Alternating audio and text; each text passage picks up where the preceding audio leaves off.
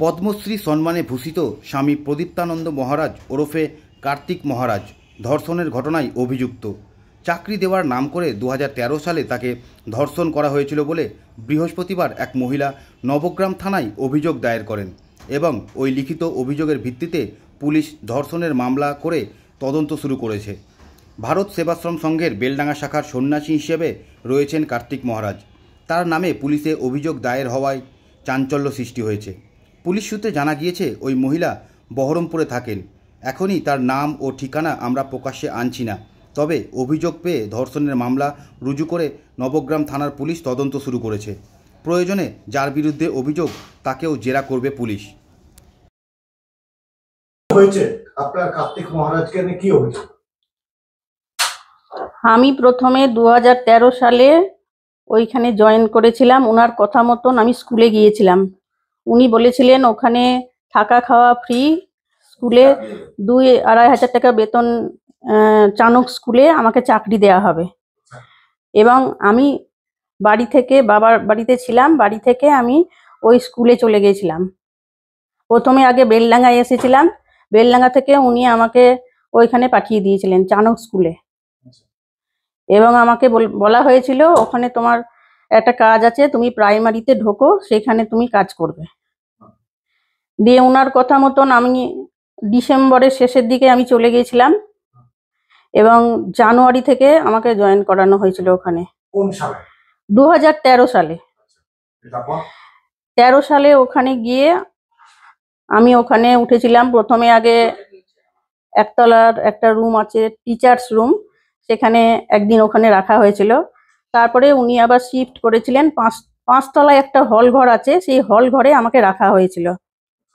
সেই হল ঘরে আমি একমাত্র একা ছিলাম, সেখানে আর কেউ ছিলেন না।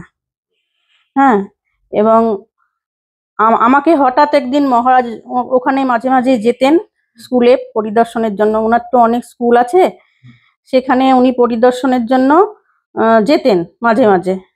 এবং আমাকে কথা বলার জন্য হঠাৎ করে একদিন রাত্রে আমাকে ফোন করছেন যে আমি তোমার রুমে আসছি। আর ওনার সব স্কুলের দোতলায় একটা রুম থাকে, সেই রুমে উনি থাকতেন যেখানে যখন যেতেন।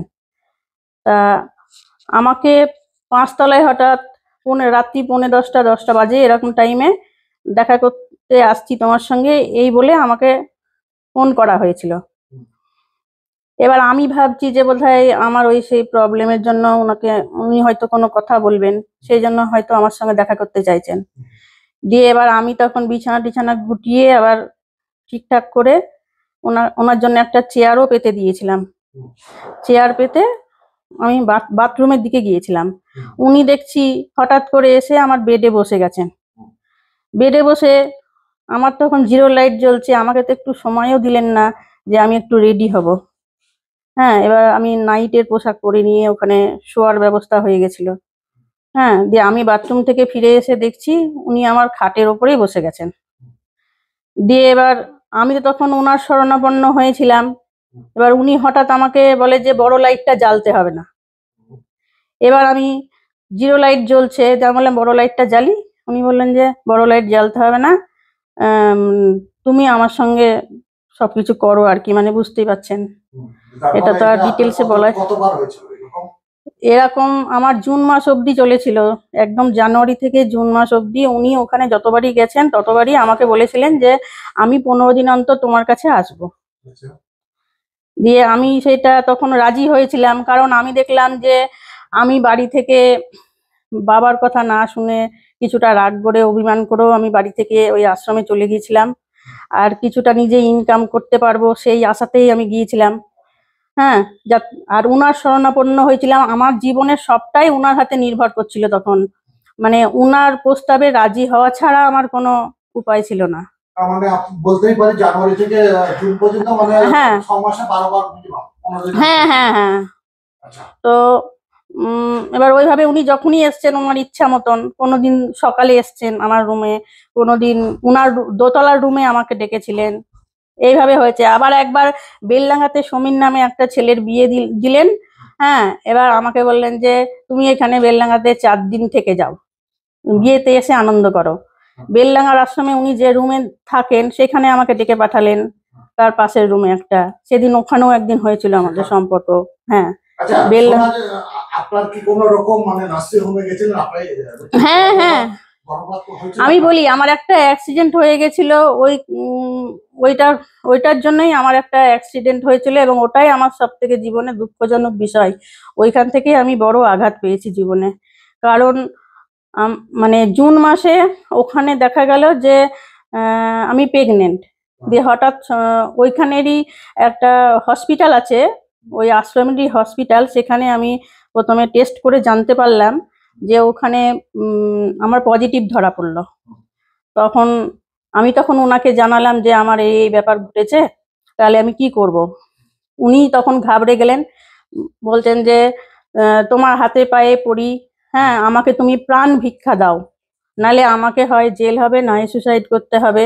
আর আমি ওনাকে একটা পরামর্শ দিয়েছিলাম যে দেখুন এসব কিছুই করতে হবে না, হ্যাঁ, আপনি এক কাজ করুন, আমাকে অন্য একটা স্কুলে পাঠিয়ে দেন, সেখানে বলবেন যে সন্তান সম্ভবা অবস্থায় এই মেয়ের ডিভোর্স হয়েছে, এরকম একটা কেস চলছে।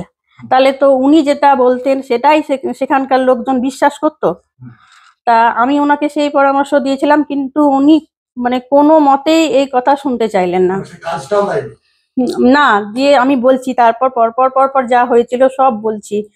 কারণ আমার জীবনে খুবই দুঃখজনক ঘটনা এটা, মানে আমি না বলে আর পাচ্ছি না। মানে এই জীবনে আমি না বলে এই জিনিসটা আমি শান্তি পাবো না, মরেও শান্তি পাবো না। কারণ একটা মেয়ের জীবনে এমন দুঃখজনক ঘটনা, বা কারোর জীবনে এরকম না হোক আর কি, আমার সঙ্গে যা হয়েছিল। সত্যি কথা বলতে কি, আমি যখন ওনাকে প্রথম বললাম, হ্যাঁ, উনি যখন আমাকে এরকম প্রাণ ভিক্ষা চাইলেন, আমি বললাম যে আপনাকে এগুলো আর চাইতে হবে না। উনার কান্নাকাটি শুনে আমি গলে গেছিলাম, আমি ওনাকে বাঁচালাম, বুঝলেন তো। বাঁচানোর জন্য আমি তখন উপায় না পেয়ে ওখানকার স্কুলের যে বড়দি, এবার আমাকে তো ওখান থেকে বেরোতে গেলে একজনকে বলে যেতে হবে, বা আমারও তো সঙ্গে একজন লোক চাই, নাহলে আমাকে উনি বললেন একা একা বাসে করে এসে তুমি অ্যাবর্শন করো। এবার নিচের একটা রান্নাঘরের মেয়েকে নিয়ে আসতে বলেছিল, কিন্তু ওখানকার স্কুলের যে বড়দি, ওর নাম হচ্ছে সুভদ্রা মণ্ডল। হ্যাঁ, তা সুভদ্রা মণ্ডল বলল যে দিদি তুমি থামো, বিদিশাদি তুমি থামো, আমি তোমার সঙ্গে যাব। তুমি মহারাজকে বলো যে আশ্রমেরই এই অ্যাম্বুলেন্সটা নিয়ে আমরা যাব। এবার অপর্ণা আর সেই সুভদ্রা দুজনে মিলে তখন আমার সঙ্গে গেল। এবার আমি একটা সুস্থ মানুষ, তখন কাউকে কিছু না বলে ওরা দুজন মিলে আমাকে এই অ্যাম্বুলেন্সে করে এখানে নার্সিংহোমে নিয়ে আসলেন। হ্যাঁ, এখানে আপনার ওই কি যেন নার্সিংহোমটার নাম,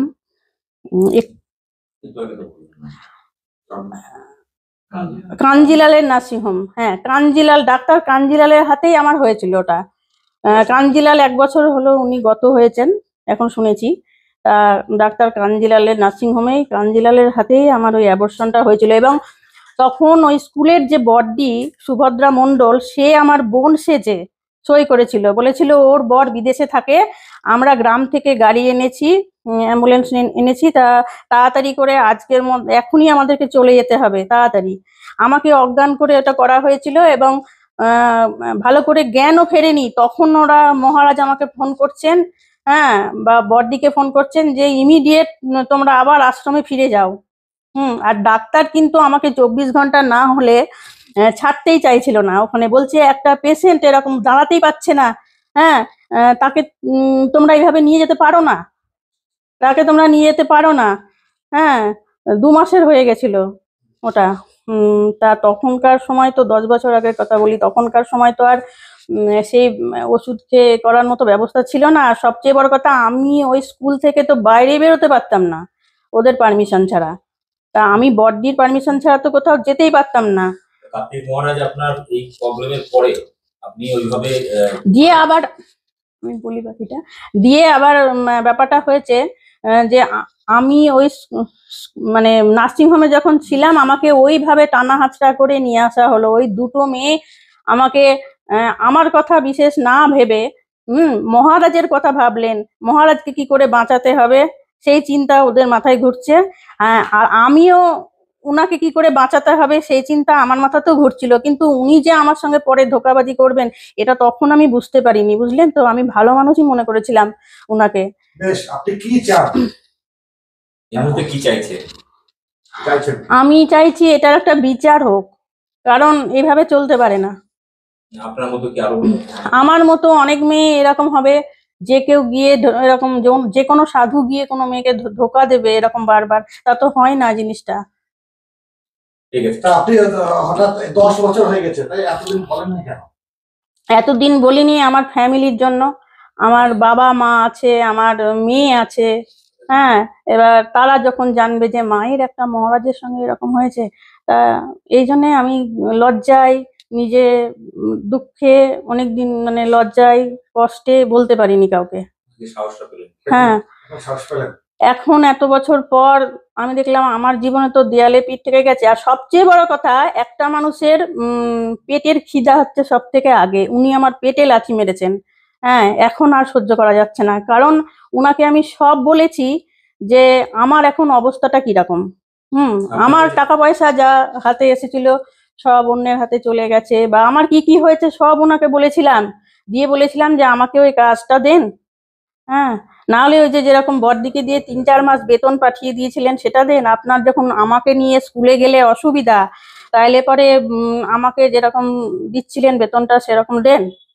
উনি কোনো কিছুইটাই মানে হ্যাঁ করলেন না, সবগুলোই না, আমাকে ঝেড়ে ফেলে দিলেন।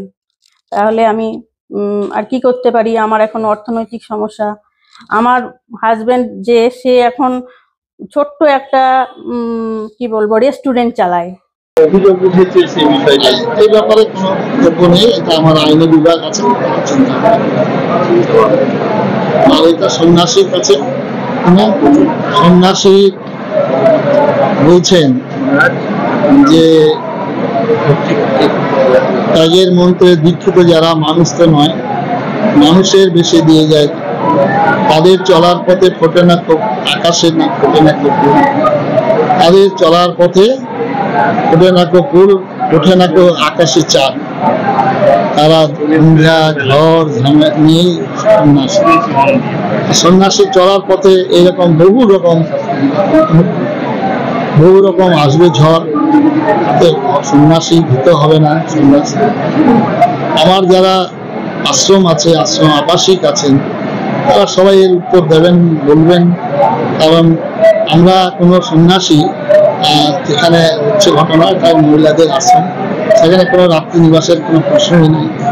এগুলো হচ্ছে আমাদের যারা লোক আছেন, অগণিত যারা মিডিয়া বন্ধু আছেন, তারা এটা যথাযোগ্য উত্তর দেবেন না। তার সঙ্গে আপনি রাজনীতির দিকে হচ্ছেন বলে কি এটা প্রতিহিংসা চলছে?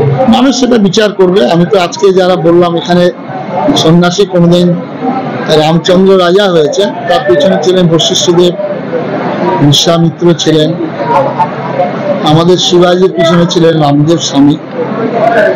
আমরা কোনদিন ভারত সেবাশ্রম সংঘ, রামকৃষ্ণ মিশনের সন্ন্যাসীরা ডাইরেক্ট রাজনীতির মধ্যে আসেন। রাজনীতি করতে গেলে এই নোংরামি হয়। আর এই রাজনীতি হচ্ছে নাম ধরি করি প্রচন্ড অন্যায়, ধর্মেরও ভাষাতেই বড়ের অন্যায়।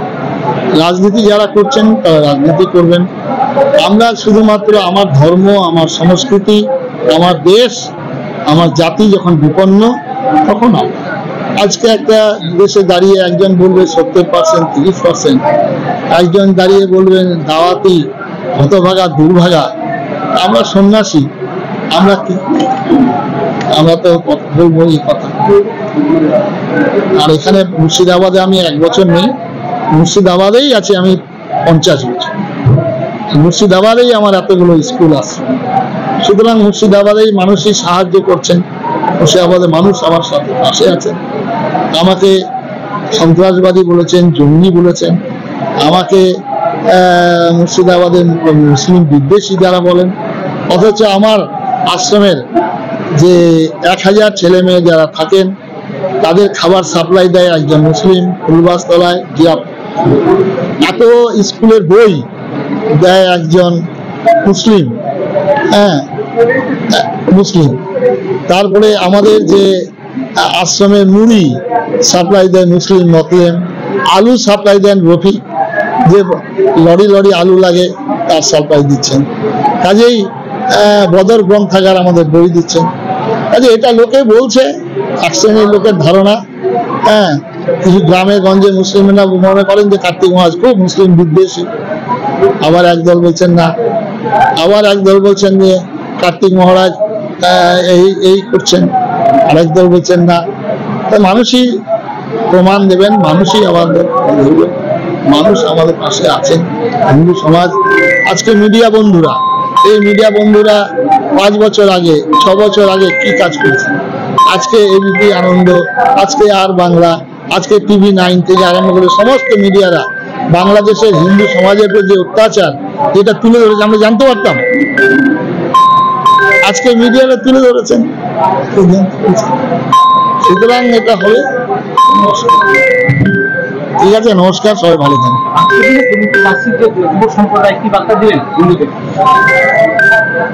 যুব সম্প্রদায় খুব মিসগাইডেড হচ্ছে, যা বললাম, নেশায় মদে আক্রান্ত হচ্ছে। আজকে যুব সমাজ তার জন্যই গীতা পাঠের আন্দোলন।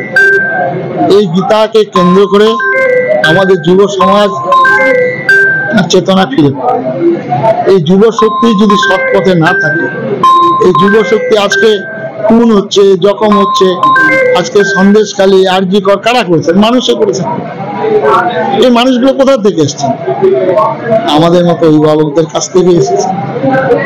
তার জন্য বিবেকানন্দ মায়ের মূর্তির সামনে গিয়ে দাঁড়িয়ে বারবার করে বলছেন, আমার দুর্বলতা, আমার কাপুরুষতা দূর করো।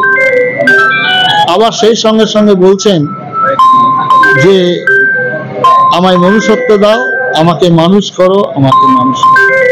আমরা মানুষ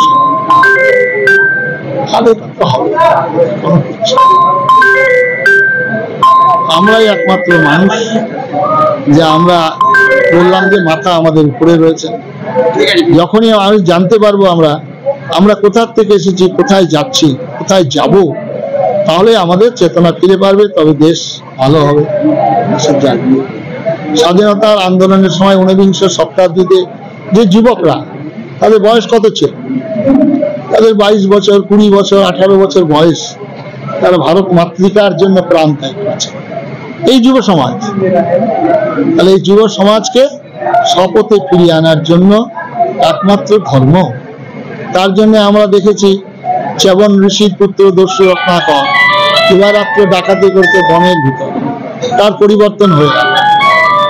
আমরা দেখেছি জগাই মাধার পরিবর্তন হয়ে গেল। আমরা দেখেছি গিরিশ ঘোষ নাট্যাচার্য ঠাকুর রামকৃষ্ণ সংস্পর্শে পরিবর্তন হবে। মানুষের পরিবর্তন। আমরা তো জগাই মাধায় ছিলাম, আমরা তো ডানপিটে ছিলাম, ক্লাব করতাম। যখন আমরা আচার্যদের সংস্পর্শে এসে মানুষের পরিবর্তন হবে।